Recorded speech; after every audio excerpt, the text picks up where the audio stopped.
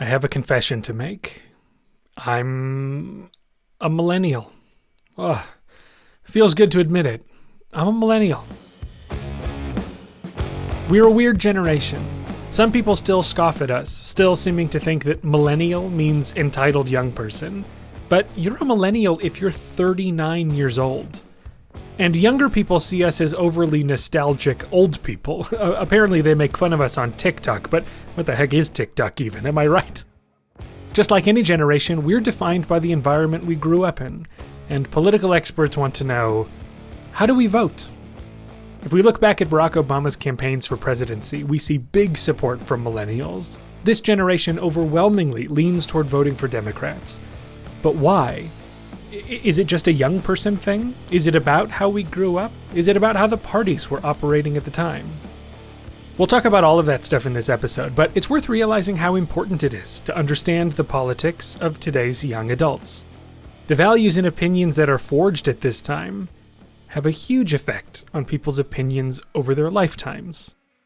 In the 1930s, the psychologist Theodore Newcomb surveyed the opinions of students at Bennington College. Bennington was an all-women's college, and the students mostly came from quite conservative, affluent families.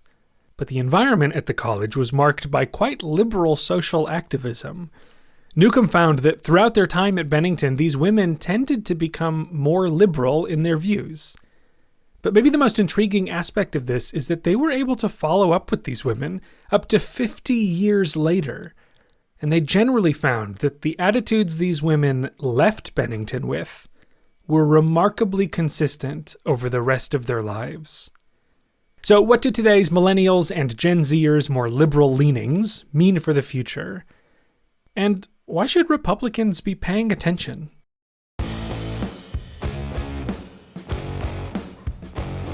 You're listening to Opinion Science, the show about our opinions, where they come from, and how they change.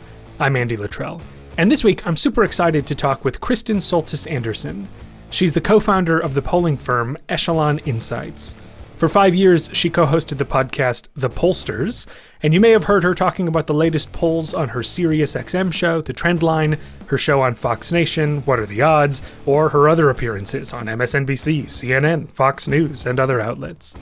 In 2014, she was a resident fellow at Harvard's Institute of Politics, and in 2015, she released her first book, The Selfie Vote: Where Millennials Are Leading America, and How Republicans Can Keep Up. As another big election looms in this country, I was happy to talk to Kristen about her work in polling, about how young people think about politics, and what it all means for the 2020 election.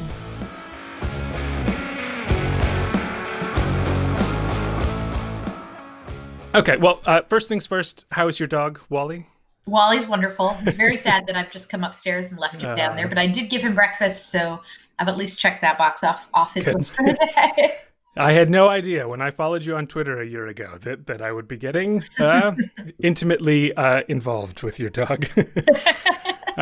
So I'm curious in general, you've talked about how you came up interested in politics from a very young age and how that sort of led you to where you are now. But I was wondering if you could sort of give a brief retrospective of what it was that got you to what you do now and what you see sort of as your primary job these days.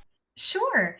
So I got interested in politics when I was in middle school. I was the kid running for class president. When I got to high school, I was the kid on the debate team. And really around the election in the year 2000, that's when I got focused on national politics, policy. I grew up in Central Florida, and you may have heard that Florida played a pretty key role in the election in 2000. So it's hard to escape the world of electoral politics. If you were at all interested, there was plenty to dig into. So I went to college at the University of Florida. I studied political science. I decided I did not want to take that and go to law school. I really wanted to get to Washington. I'd watched too much West Wing. I had been totally brainwashed by Aaron Sorkin. And so I came up to DC in the spring of 2005, all excited to dive into the world of real politics. And What I didn't realize at the time was that showing up right after an election is actually a little bit of a lousy time to come to DC to learn the world of politics, because that's a bit when things go into hibernation. And frankly, folks are just trying to raise money. I did an internship at the NRCC, which is the Republican group that sort of supports all of the House members, all of the races for House of Representatives on the Republican side. And at that point, you don't even have candidates in a lot of races. They're just trying to raise money that they can spend 18 months later. So I learned a lot about campaign finance. I learned that I probably didn't ever want to run for office because it seems like you have to spend a lot of time fundraising, which is not what I saw on The West Wing. Is not the Aaron Sorkin picture of how politics works. But I did realize that I was comfortable with data and numbers and spreadsheets, and I had a lot of quantitative questions about how politics works. So, members who are raising certain amounts of money, is it that they're on certain committees? Is it that they have certain levels of seniority? Is it that they're in more or less competitive districts? These are questions that data can help you answer. And I just got curious in looking at politics through that kind of lens. But I had come to Washington originally hoping to be in the communication side. Again, I'd been a debate kid. I wanted to be a press secretary or a speechwriter or something like that. And I got nudged into an entry-level job at a polling firm on the grounds that polling was the intersection of those two disciplines.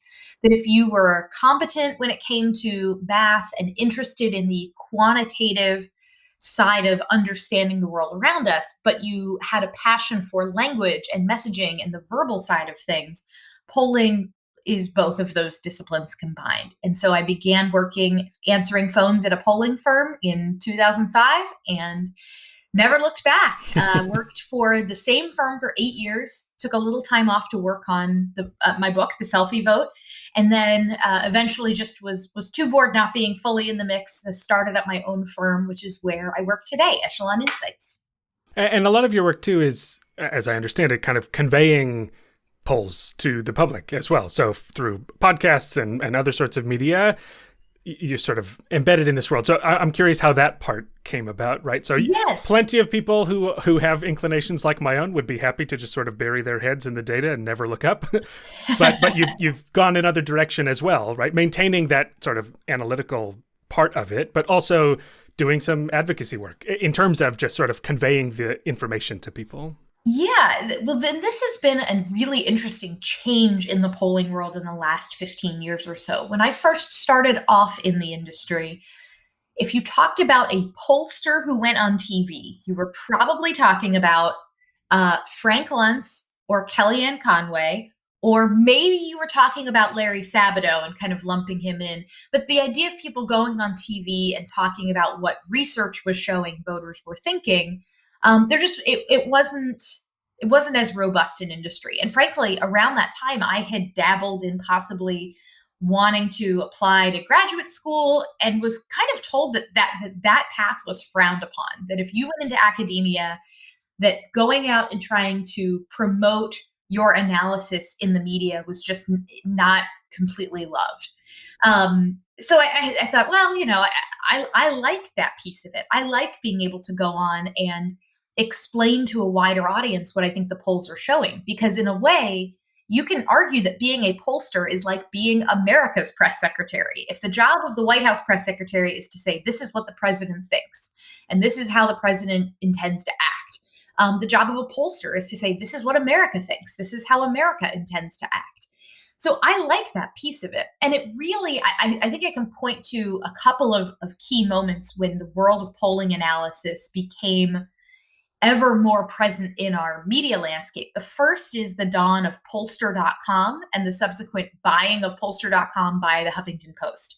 So a Democratic pollster named Mark Blumenthal he was mystery pollster. He loved writing about polling analysis and did so at pollster.com. And it became this little interesting niche of the blogosphere back when blogs were just flourishing. That predated even 538 and Nate Silver, and gave a lot of pollsters a place to write. That was the first place that I ever wrote something. I took a chunk of my master's thesis about young voters and fashioned it into a piece for pollster.com. And it got mentioned on CNN by James Carville, and I freaked out. I was so excited.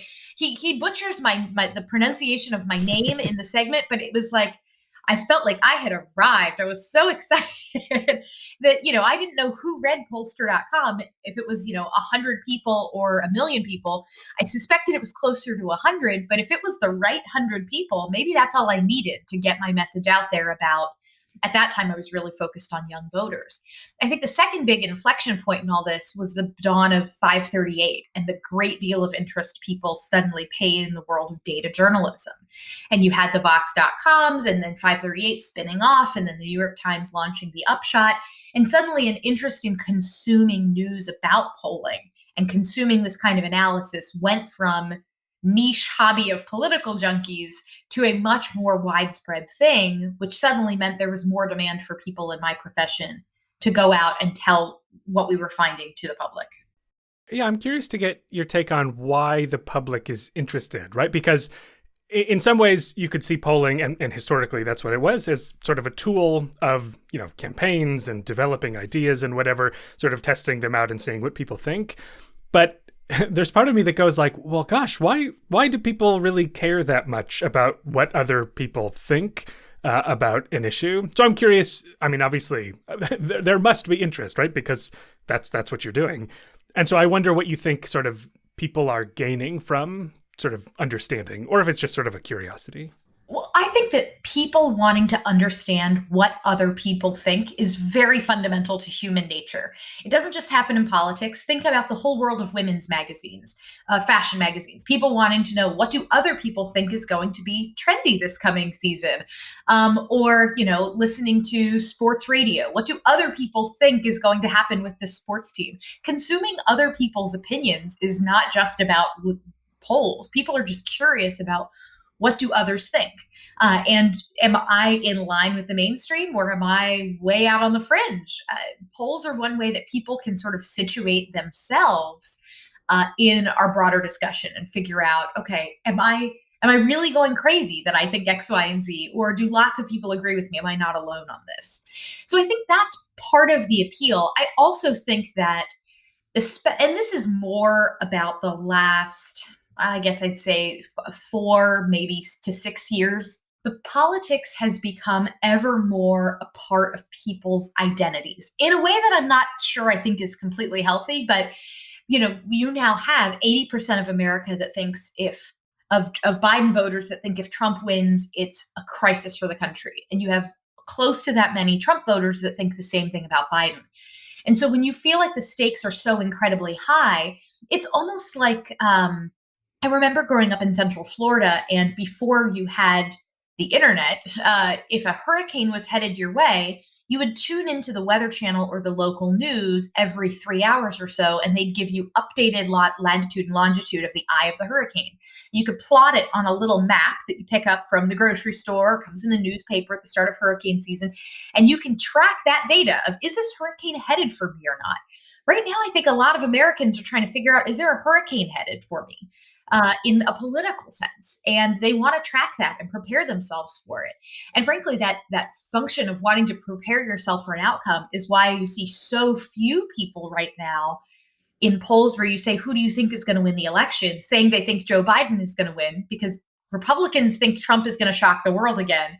And Democrats don't want to let themselves believe that their candidate might have a chance of winning, because they don't want to feel like they did 4 years earlier.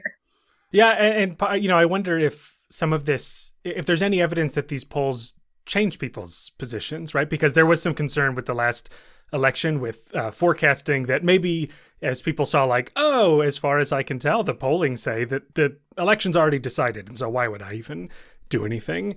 I don't know how much that we know that actually happened. But in a more general sense, do we have any sense that people are being affected by polls? I think there's 2 vectors on which someone's mind can change about an election. It can change in terms of, will I vote or won't I vote? And then once you decide, yes, I am voting, it's for whom will I vote? And I think that polling can change that first vector, but not the second one as much. So if an election is supposed to be very close and it seems more like every vote might count, I believe there's some evidence to support that can increase turnout, where if a race is effectively going to be decided by an 80 to 20 margin, you might think, well, my vote doesn't really matter, and feel less interested in turning out. The perception that your vote might actually matter, I believe, does have some effect on turnout likelihood. But I don't necessarily buy that it dramatically affects for whom someone will vote. So I have heard, and I have never seen the papers behind this, but I've heard that, sometimes campaigns will release polls that show favorable results to themselves because there is a bit of a front runner effect, that if you are perceived as most likely to win, that's like worth a point or two on election day. But I could not dig through JSTOR and find you the paper that says that. This is like it's like a old wives' tale or something that circulates around the political world. Now, what can matter is if that turnout impact is different. It is different across supporters of different candidates. If, for instance, it makes Donald Trump voters go, gosh, we seem unlikely to win, he really needs someone like me to turn out to help push him over the finish line, versus a Hillary Clinton supporter might see it and go, you know what? She's probably got this in the bag. I can stay home. But I think that really is only having an effect on the very margins and among the voters who are already have the lowest turnout propensity. And this time around might be a counter to that, because the polls all say pretty clearly that Joe Biden is well out in front. Yet we're also on track to have one of the highest turnout elections ever, if not the highest turnout election ever in the United States. So that could be a counter argument. The polls do not show this as a close race, and yet turnout is extremely high for other reasons. So speaking of turnout and what people think, we could sort of talk about, young voters in particular, sort of a demographic you've spent a long time thinking about and writing about.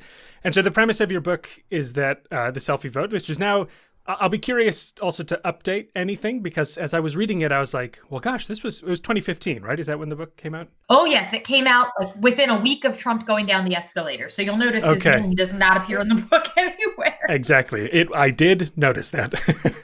and I'm curious to see what that means. But we can sort of start just from the basic premise, which is that when you look at data today, you see that younger voters were kind of overwhelmingly voting Democrat, right? And so the book then talks a little bit about like, well, how do we know that that's the case? How is that different from before? But then most of the book is kind of like, well, why? What is it about this time that produces this kind of bias? And so just from the very beginning, just to sort of set the groundwork, could you describe a little bit about like what the basic finding is about where young voters are leaning and how we know that that's the case? So as somebody who works in Republican politics, I am often met with the mistaken concept of, oh, well, young voters, they get more conservative as they get older. So it doesn't matter that they vote very progressive. They're always voting for Democrats. It's no big deal. They'll become Republicans once they grow up and buy a home and get married, and they'll figure it out, and they'll be our voters at the time in life when they're most likely to vote. So it's no big deal. And this all was something I would hear a lot around the beginning of Barack Obama's presidency. This is when I was, I had been in the polling industry for a couple of years at that point and was really focused on this topic. And so I wanted to dig into the research behind, okay, what drives young people's political views? And then how much do they change over the course of their lifetime? Is it the case that generations start off progressive and become conservative? And what I found was that is somewhat what happened to the baby boomers. That the baby boomers sort of started off progressive, kind of pushed that direction by Nixon and Vietnam and all that. And then through the Reagan years and Clinton years and then Bush years, like steadily became more and more of a Republican group of voters. But, and with no offense intended to boomers, the assumption that just because it happened to you means that it's going to happen to everyone else is a flawed assumption. Mm-hmm. Not everyone is like you guys, the baby boomers. You find that Generation X, which came of age more during the Reagan era, that they tend to be slightly more conservative these days. And a similar effect is likely to happen with the Millennials, who came of age during the Obama presidency. And there are a whole bunch of issues, LGBT rights, climate change, that are drivers of this. But the most important takeaway that I have been shouting from the rooftops, especially at Republicans for as long as now I can remember, is that there is no guarantee young voters will become conservative as they get older. And in fact, we continue to have mounting evidence that young voters, or those who were young 10 years ago, they're now approaching 40 years old. They're buying homes, they're having kids, they're doing all of those things that were supposed to make them more Republican. And they are still voting just as democratically as they were a decade or a decade and a half ago. That there is nothing that the Republican Party has done during their early political life to have brought them back. And there's now, it's like a habit forming behavior. They've now voted for Democrats habitually in multiple elections. Breaking that pattern is going to be infinitely harder for Republicans at this point versus trying to win someone when they're young and still trying to figure out their place in politics. So when I wrote the Selfie Vote, I was writing it to send a warning signal to Republicans that they were going to lose a generation.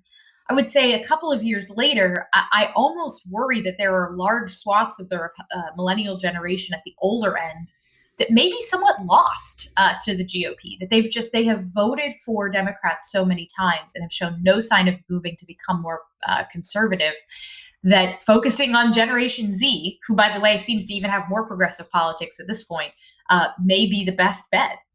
And also, when you look at I was curious to finding that even prior to Obama, you were seeing this split in young voters that was bigger than it had ever been before. Is that right? That it's not like, oh, always young voters are showing this kind of pattern where they're voting for Democrats more than Republicans. It's that, maybe that pattern has always been there, but it's never been as big as it is these days. Is that right? Yes. Well, I can use as a great example the election of 2000, where we had George W. Bush versus Al Gore. And if you looked in that election, Al Gore won young voters by, I believe it was 2 or 3 points. And he won senior citizens by about 2 or 3 points. And George W. Bush won middle-aged voters by about 2 or 3 points. And that was enough. There was almost no generational gap in that election. If you walked out of a polling place and told me your age, it would give me almost no information about who you voted for. Nowadays, if you walk out of a polling place and tell me your age, it tells me a lot about who you might vote for. Or at least that was the case before Donald Trump started losing seniors in huge numbers. But let's table that conversation for a moment. There have been plenty of times in modern American history when young voters have broken for Republicans, when young voters have voted about the same way as seniors, where there hasn't been generational polarization. So the result of an election like in 2008, with young voters breaking 2-1 for Obama, that was historic. And the other thing that I would hear from Republican consultants a lot around that time was, well, this is just an Obama effect. They're just really excited because it's a young president who seems to represent this future that they're excited about. But that doesn't mean that they're Democrats. It just means that they're Obama voters. It doesn't mean that they're progressive or anything else. But as you mentioned in the Selfie Vote, I trace it back before Obama was even really on the scene. That midterm in 2006, which is when Pelosi became speaker for the first time. If you look at the exit polls from that, you see young voters breaking for Democratic candidates by, I believe it was close to 20 points, if I'm remembering correctly. And if you looked back at exit polls as far back as I could find the history of exit polls, in any kind of election, midterm or regular, looking at the House race national vote, I could not find an election where where there had been such a big generation divide, where young voters had broken so heavily for one candidate. And that to me suggested that, again, this was beginning. It wasn't just about Obama. He kind of was able to ride the wave, but millennials' fracture with the GOP was beginning early in around the time of the Bush administration, around the war in Iraq and Afghanistan. Those were issues that were beginning some of this fracture. And so now I'm curious what things look like these days, right? So that was the big elephant in the room. Reading the book is like, okay, well, I have no idea what things look like for younger voters for the 2016 election and what things look like now, right? This will come out just before the election, so I'll be curious to kind of get your insight on, the rumblings of this demographic right now. Yeah, so young voters right now, there's the generational divide in this election has been really fascinating because it actually doesn't look like it did exactly in 2016 in two ways. One is that Trump is doing even worse among young voters in general. He lost young voters by about 19 points in 2016. I would expect he's going to lose them closer to Obama 2008 level margin. I mean, like a 2-to-1 kind of margin, which is extra fascinating because Joe Biden was not the candidate of young people in the Democratic primary. He's not Bernie Sanders. And yet he's also crucially not Donald Trump for purposes of why young voters are breaking this way. Seniors, on the other hand, Republicans have been able to sustain these big losses with young voters because they're still winning seniors, maybe by a touchdown or two. And seniors vote. They turn out to vote in huge numbers. So as long as you're still hanging on to seniors and, later middle-aged voters, you can sustain big losses, on college campuses. But Joe Biden's also winning among seniors now, and by quite a bit, depending on which poll you look at. And that's not just about COVID-19, although it's part about it. But some of this began even before the pandemic really took root. Some of it's just about Joe Biden's ability to win older voters. He's got more of that old time sensibility. He had a bus that said no malarkey on it. Nobody under the age of 40, nobody under the age of 70 uses the word malarkey, but Joe Biden does sometimes. So he has kind of scrambled things in that Joe Biden's still doing well among young voters, but he's also doing really well among seniors. And you can tell this is not just fake news polling. Trump must know this is happening because he put out that video on Twitter saying, "Hey, everybody, you may not know this, but I'm a senior. Seniors, you're my favorite people." Trump doesn't put that video out unless he's seeing the exact same kind of polling numbers that I am. So it raises this question that I had in terms of thinking about where these generational divides come from. And especially, like you say, the sort of heel turn that seniors are showing on this, like how quickly that is changing, makes me wonder how much of this is about ideology and about people's preferences for how, like what they want to see in politics versus more of a partisan thing, a sort of a identity brand or like a party brand thing. So if you're to break down like kind of where these splits are coming from, are they stemming mostly from sort of thoughts about sort of ideals and ideology, or are they stemming mostly from sort of just what the party appears to be? I mean, I think this election is all about Donald Trump. So I don't think it's even about, I mean, there are huge policy divides in America, and there are big ideological divides, but this election seems to be driven more by, do you approve of how Donald Trump has handled his job as president or not? And that's had interesting implications for, one, if Democrats win, do they have a mandate for a particular policy agenda or ideological approach?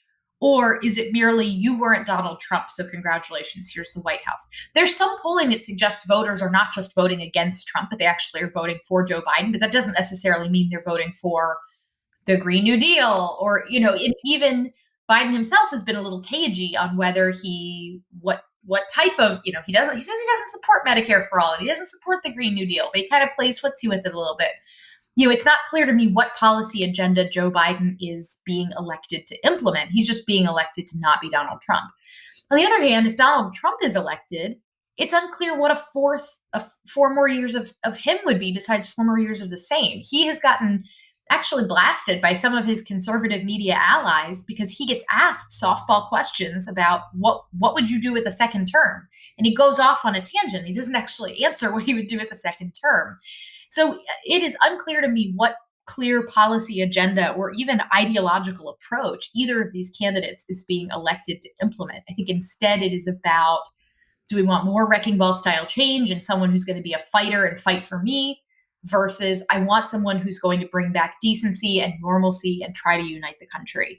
Those to me seem to be the bigger driving factors in this election beyond demographics being pulled one way by ideology or policy. Mm-hmm. You mentioned that there's evidence that that there is sort of a push of people voting for Biden and not just against Trump. And I'm just kind of curious, where does that evidence come from? Like, what kind of questions would you ask someone to know that? Sure. So there's a question you can ask where you say, for whom are you voting? And, you give your options. And then especially if you're doing an online survey, it's easy to do this, but you can do it on phone too. You say, you've said you are voting for Donald Trump. Is your vote more a vote in favor of Donald Trump, or do you consider your vote more a vote against Joe Biden? And that's how that question is framed. And Trump, to his credit, a lot of his voters vote because they're voting for Donald Trump. That Biden is not like this animating boogeyman. Frankly, that's why you saw for a brief spell so many Republican ads centered around the Squad or Pelosi or these other figures who are more polarizing.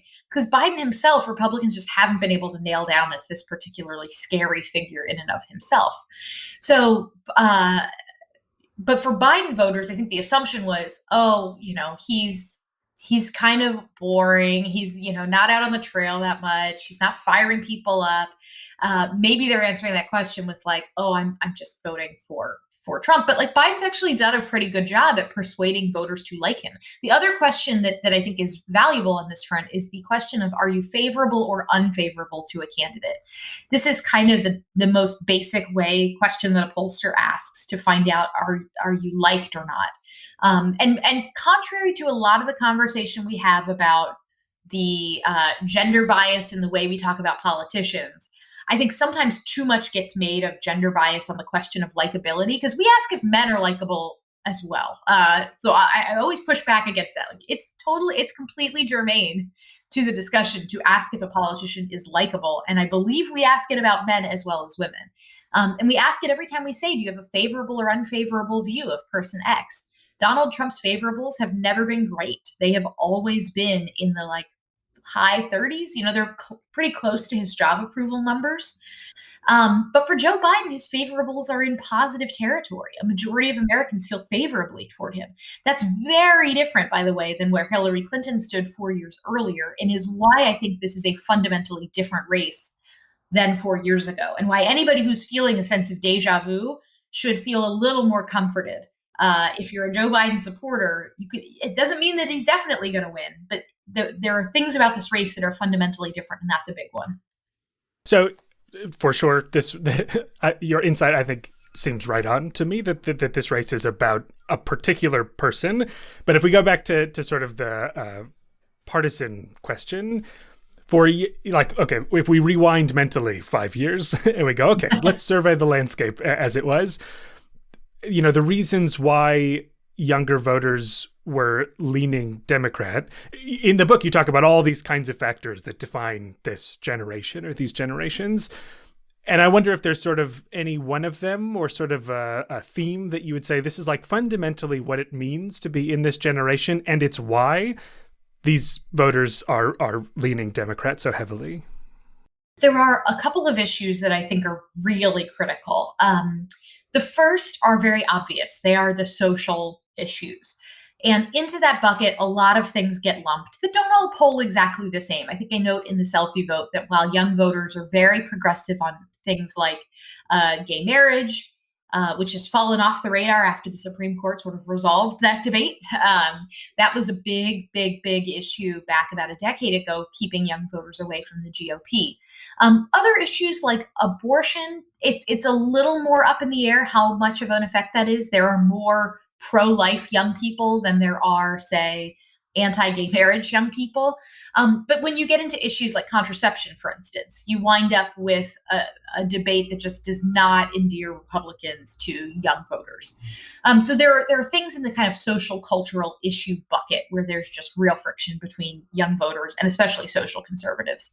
But it doesn't end there. It's not as though if Republicans just changed their position on certain social issues that they would win over young voters, because there's also the question of economics and the role of government. That young voters are these days much more open to the idea that government can be a force for good, and they're less open to the idea that markets can be a force for good. This is a generation that came of age in the midst of the financial crisis in 2008, and now sort of a second economic collapse. They're seeing lots of unemployment, people struggling to be able to access things like healthcare, to be able to afford housing. They're not wrong for looking around and going, hey, wait a minute, I'm struggling to make ends meet, and I'm working hard. I did everything right. And yet the CEO of my company just got a multi-million-dollar bonus. And even though they drove the company to the ground, it's an extreme example, but I think for a lot of young voters, they do think that there's something a little bit fundamentally unfair about our economy. They don't mind the idea that someone who works really hard might make more money, or someone who invents something great or is the best in their field might be rewarded for doing so. But they also sort of look around and they see examples of people who maybe aren't working very hard, but who nonetheless have millions of dollars and go on reality TV, or that there are enough examples of people who uh, where young voters might go, I don't know that I think this economy is completely fair. And Republicans for so long had been able to rely on having a lot of voters that did think markets were good and did think government was pretty inefficient and wasteful, that they've not figured out how to make that type of a case to the next generation. And so it goes again beyond just these social issues to things like, okay, how do you intend to solve climate change? If you think that government is bad and you don't think that government should be pushing mandates and regulations to address climate change, what's your plan? How do you intend to have markets fix this? There is an answer to this question if Republicans would only embrace it and talk about it. So that's a big thesis of the selfie vote that I think still holds up, and perhaps even more so in the Trump era. And if we think about these generations now, we can sort of transition to this big new report that came out. Do you want to talk about those data that you just put out? What is it, a week ago or so? Yes. Go ahead. Sorry. I was just saying, so in my mind, it sort of connects to what you were saying about sort of people's ideals about how the market should work and whether there are opportunities and whether there's this chance to advance beyond your parents' generation. And so I'm just kind of curious, sort of, if you could sort of boil down what this poll, I guess you would call it sort of a study, right? A collection of questions, where that came from and what you think is the most interesting findings in it. So I did a study on behalf of the Walton Family Foundation to try to understand where Generation Z and Millennials stand in terms of opportunity and things like the American dream. That for an organization like the Walton Family Foundation, they focus on things like the environment and education, and these are really important issues to young people. But you also, if you ask Americans, do you think the next generation will be better or worse off? A majority will tell you they think the next generation is going to be worse off.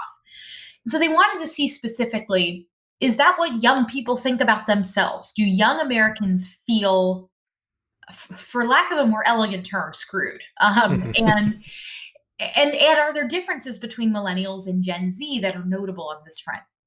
So we started off the project with a survey of 2,000 millennials and 2,000 members of Generation Z. And that stretches all the way as young as 13 years old. We wanted to make sure we were capturing as fully as possible where this generation stands. What we found was actually quite a bit of optimism that really, I think, runs counter to this narrative of young people as quote unquote screwed. We found that 81% of young Americans believe that if they work hard, they can succeed in life. About 7 in 10 believe that if they work hard, they can move up the economic ladder. 2/3 believe that they can access the American dream. These are all numbers that to me seemed a lot higher than you might have expected. On the question of, are you going to be better off than your parents were, the numbers are a little lower. It's closer to 4 in 10 say yes to that. But only about 10 to 15%, depending on which subgroup you're looking at, say, oh, I'm going to be worse off than my parents. So that's just a pretty big divergence from what you might expect, given the pessimism that gets talked about so much. Now, that's not to say there aren't barriers standing in millennials and Gen Z's way. When we ask them, what are the problems that you might face when it comes to accessing opportunity, we find over 4 in 10 say the cost of higher education or being able to access it is a very or extremely big problem for them. That getting good health care, that having an education that has prepared them for success in life, that these are all challenges. We also find there are things like racial inequality, where 6 in 10 Black millennials and Gen Zers say racial inequality is a very or extremely big problem that's preventing them from accessing opportunity. So that it's not to say the whole survey was sunshine and roses. There are real challenges out there. But I think there's an optimism because younger Americans are determined that they'll be able to fix some of these problems, that they will be able to bring about reforms, and that they will be able to overcome the challenges that have been laid in their path. And nowhere do I think we get at that more effectively in the study than We did some open-ended questions and some deep dive interviews with over 100 participants, asking them about the things we asked about in the survey. And we asked about, okay, if you had to define your generation in one word, what would it be? And for millennials, it tended to be pragmatic. We are adaptable, entrepreneurial. That basically we keep finding a way around the hurdles that the world puts up for us, and keep just trying to get by and doing a pretty good job at it. That we've had a lot thrown at us, but we're making it work and we're persevering. For Generation Z, it was a little bit different. Instead of this idea of we're going to put our heads down and power through what the world throws at us, which was more the millennial view, the Gen Zers were more, we are very conscious, we are very innovative, and we are very open with our views. And we like using our voice and the technological tools at our fingertips to make our voice known. That in some ways they're a little more combative in their politics. They did not come up in the Obama hope and change, let's all, hold hands era. They've come of age in the Trump politics as combat era. And that's reflective in their approach. But they're less so about, well, let me just put my head down and power through, and more about, I'm going to raise my voice and march in the streets and make noise and bring about change that way. Yeah, I'm glad you mentioned the interviews, because one thing I really like is that the report seems to combine qualitative and quantitative stuff. In the book, you talk about doing all these focus groups combined with the polling data. So I'm curious, what do you think the value is of sort of not doing just one or the other, quantitative or qualitative, but sort of using both in tandem? I love any project where I can do a little bit of both. Because if you do a survey, the good news is your results are a little more generalizable. You can say, I talked to a representative sample of people, they said X, so X is probably right. But sometimes you don't get at the why. Why do people think X? It can be a little harder to get there. And in a survey, especially with questions that are closed-ended, you're giving people a fixed set of options, or you're getting a false sense of what their views are. Not that it's unrepresentative, but let's say I do a survey and I ask people, are you favorable or unfavorable to the Iran nuclear deal? I mean, I might find 60% or 70% of Americans say they're favorable, but if I ask them why, they couldn't answer because it's not something that they've dug deeply into. And they're like, oh, well, deals with other countries seem like a good thing. So quantitative, sometimes it doesn't let you get at the why as effectively. And especially from a communications perspective, you don't always know what kind of language someone is using to talk about an issue if you're just doing quant. If you add in qual, the downside of qual is that, especially if you're only doing, say, a focus group or two, you're hinging a lot of your analysis on the views of like the 8 people that showed up to your focus group that night. And that is nerve-wracking, to be sure. You're putting a lot of stock in the idea that the voices you're hearing, if they're not statistically representative, are at least a wide enough array of views that you're capturing a lot of different ways that people think and talk about issues. And that can mislead you if you're not careful, or if it's too sort of narrowly focused. So if I do a focus group and I find 7 out of 8 people in that group all say, well, yeah, I like strawberry ice cream, that doesn't necessarily mean strawberry ice cream is the favorite flavor of 7 out of 8 Americans. So I think having them both is good, because the quant gives you the generalizable, concrete answer, and the qual helps you answer the why, and it helps give you the language to use to talk about why people feel the way they feel. So looking to the future, if we were to sort of extrapolate from the trends you were seeing in 2015 and the data that you're seeing coming out now in terms of Gen Z millennials, what does the future look like? How much do you think we will see changes in these kinds of gaps in terms of Democrat Republican allegiance among generations?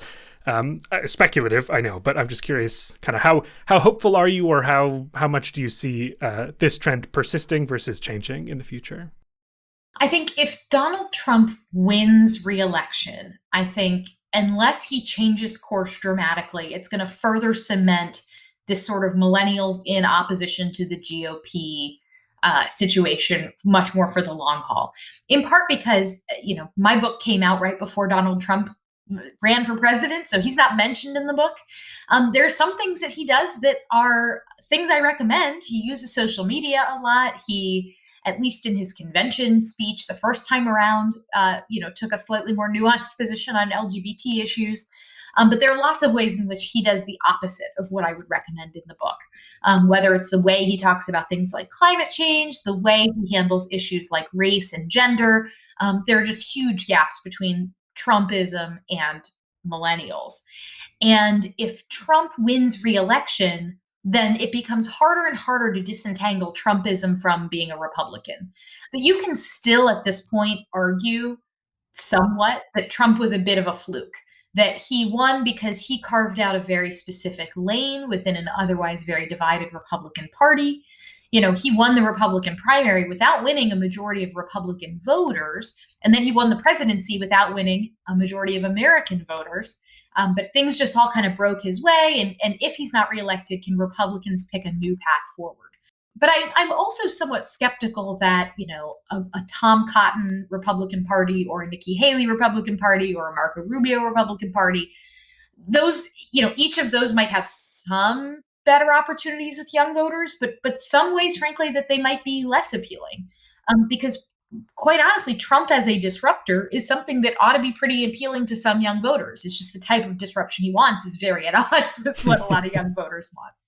So I think it's hard for me to imagine Republicans winning young voters back. On the other hand, you look at someone like a Dan Crenshaw, member of Congress from Texas, who he talks a lot about foreign policy, but he also talks a lot about the perils of socialism. There's a chance that if Joe Biden wins and Democrats and progressives in the party feel like Joe Biden winning equals they've suddenly got a mandate to be extremely progressive and throw their weight around and be very assertive. And suddenly Republicans really begin to fight back against socialism, government's takeovers of healthcare, et cetera. If Republicans do that effectively, there are ways to persuade young voters to come back on their side on questions of size and scope of government, et cetera. But it's going to take work. It won't just happen overnight. And I think if Donald Trump wins, whenever you win, there's less of an appetite for, hey, let's go back to the drawing board and figure out how to do things better. You just take your victory and go, hey, we won. We figured it out. And that's always risky in politics.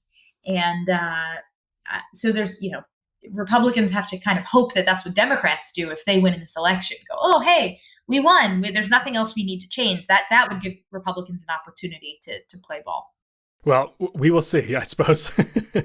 And Kristen, thanks for taking the time to talk about all this stuff. I think it's super interesting to see kind of the polling world from, outside of my academic perspective, but sort of on the ground polling work, and appreciate you taking the time to talk. Oh, thank you so much.